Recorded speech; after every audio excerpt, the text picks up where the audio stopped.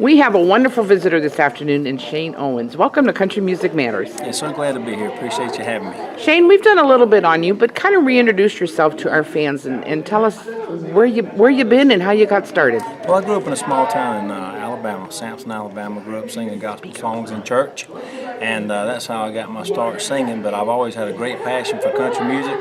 I love the old traditional artists, George Jones, Haggard, Keith Whitley, Randy Travis.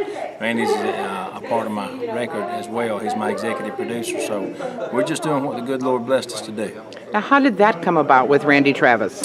Well, my record label owners, Daniel and Dana Bloom, are from Texas, and Randy has been out there quite a long time, and they're all friends. He heard the CD, and I guess it kind of sort of, we got some similarities there with a traditional sound, so he wanted to be a part of it. And, you know, growing up, how big is that for one of your heroes and country music legend to be a part of your project after I've idolized him for so many years?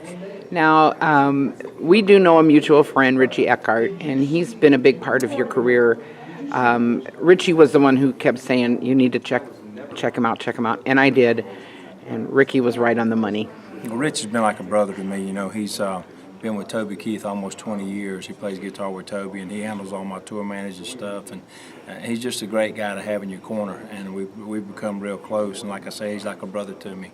But Rich takes care of a lot of things for me, and for that I'm very gracious. Now, when you were putting together your album, Where I'm Coming From, how do you know what out of the songs you write, or like they're on the back shelf, how do you know what to put into? Well, you know, this album was such a good record. I mean, we had so many big name artists be a part of it, and not only that, some of the biggest writers in Nashville that I can gladly call friends now. And you know, it's all about a song at the end of the day, you know. And it's like I said, we kept it, you know, traditional country music because that's what I do.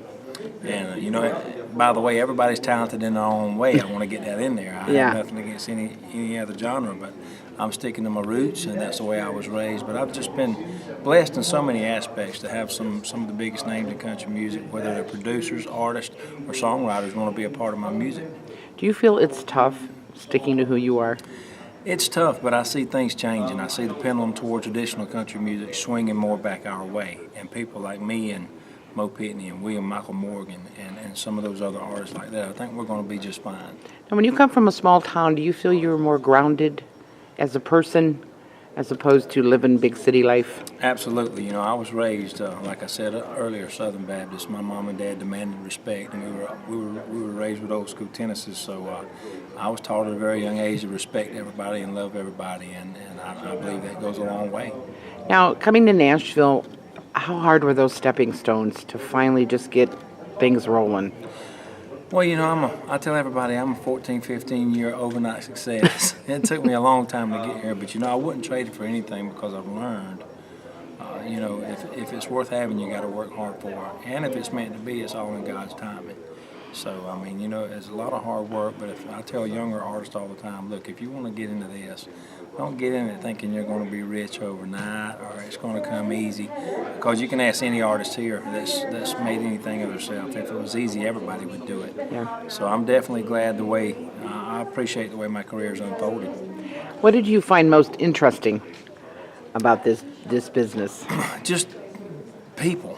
I mean, you know, there's all kind of people in this world, you know, and I think the most gratifying thing from a singer standpoint or an artist standpoint, when you write a song and it touches somebody's heart, or it's something they've lived and you can all experience together. When you go to that show, and there's hundreds of thousands of people out there singing the words to your songs, that's like the ultimate payback to an artist. You know, that's where it gets surreal, you know. So you, I don't know, you just blew me away. So I admire that you guys stick to what you want to do. And I know how tough that can be. How have you learned from like seeing your legends perform, or maybe doing a show with them? What do you take away from them? Well, I take away a lot. You know, the thing about country music is it's genuine. You know, it's just like our fans. It's just genuine. You know, there's a mutual respect between the artist and the fan and the artist, vice versa. But I've learned so much from people like, you know, Randy Travis, a living legend, the way he presents himself. He's a class act. You know, John Anderson, class act. Gene Watts, all these people I've been able to perform with and learn from. They're just class acts, and they're what you want to mold yourself to be like. go back to your Opry debut. Man, wow! That's the moment I'll never forget. And maybe we got an invite back. We'll do that again in the future. But for the first time, a first timer to be on the Opry, it was just, I can't hardly talk about it without getting emotional.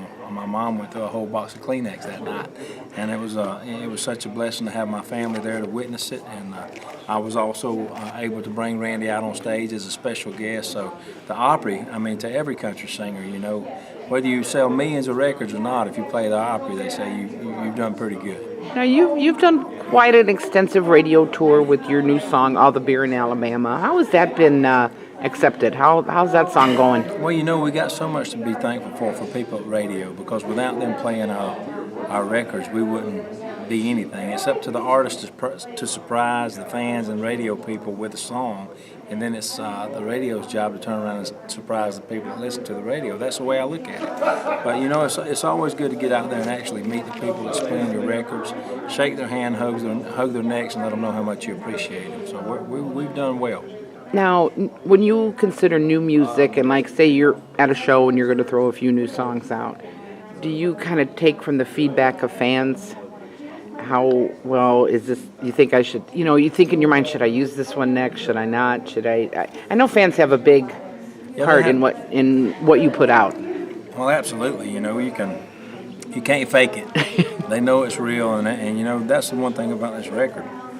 There's not a song on this record that I didn't think had hit potential, or one of those songs, not a song on the record that I couldn't sit there and sing 5,000 times, because if it's your single, you got to sing it, and you don't want to get tired of it. But it's just the whole record's been a blessing, man, and we're riding this wave out. And like I said a while ago, we've been so blessed. And if you love traditional country music, you're gonna like this stuff. Now, how do you feel the surges with the women in country now? You think it's getting stronger? I do think it's getting stronger, and it should. There's a lot of talented artists, female artists in this business, and a lot that don't get found. There's people walking around here at CMA Fest this week that can all sing. It's just about being lucky. You've got to have talent, but you got to have that break as well. And in my case, you've got to have people that believe in the project and are willing to spend the time and make the effort to make it happen, because the artist can't do it alone. So have you had a busy CMA Fest? I have. I'm starting to get kind of wore down, but I'm getting my second win now. It's only Friday, so I have no business being tired. We've got a lot more interviews and performances and things to do and signings, but it's a great time of year for all you country music fans to come out here and experience this. Is this your first CMA Fest? This is my fourth. Oh, wow. This is my fourth, so I've been around a while. I'm almost antique. Have you been as a fan, like before, I have been as a fan. It was fanfare. What is the view? Your different view now. It's crazy, man, to see everybody just coming in and have a good time, running around, trying to meet people and trying to get to their favorite artists and everything. And that's, like I said a while ago, it's awesome to have people who believe in the project and want to meet you and want to hear your music and want to be gracious enough to take the time out of their day, because they come from all over the country here. It's global. It's not just United States. We got people here from overseas and all over the country that come and partake of this week, and it's just amazing to see everybody about country music, and they all get along. There's no fussing and fighting and bickering or any of that kind of stuff like that. It's just one big happy family that appreciates the artists, and we appreciate our fans. Yeah. Now, how strong do you feel social media is for you? I think now, in the time we live in today, without social media, it wouldn't be, you could cut it in half. Everybody goes to Facebook, they go to Twitter, they go to Instagram, they go buy your music on iTunes and Amazon.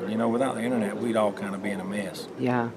So where can everybody find out about you? You can go to ShaneOwensCountry.com and click on all the social media outlets, show us some love on Facebook, go pick up a brand new record on iTunes and Amazon, and just like I say, go to ShaneOwensCountry.com and show us some of that country love.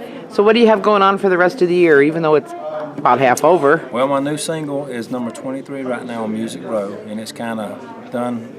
It's only got a few weeks left, so we've got to get back in studio and start recording some new material. We've got the songs lined up. We just got to get in there and concentrate on the next single and keep plugging away. If you take a day off in this business, you'll fall behind, so we got to stay after it. Well, Shane, we appreciate you taking the time in your busy schedule to come sit with us, and we will keep an eye on you in the future. Thank you so much. Thank you. Bye-bye.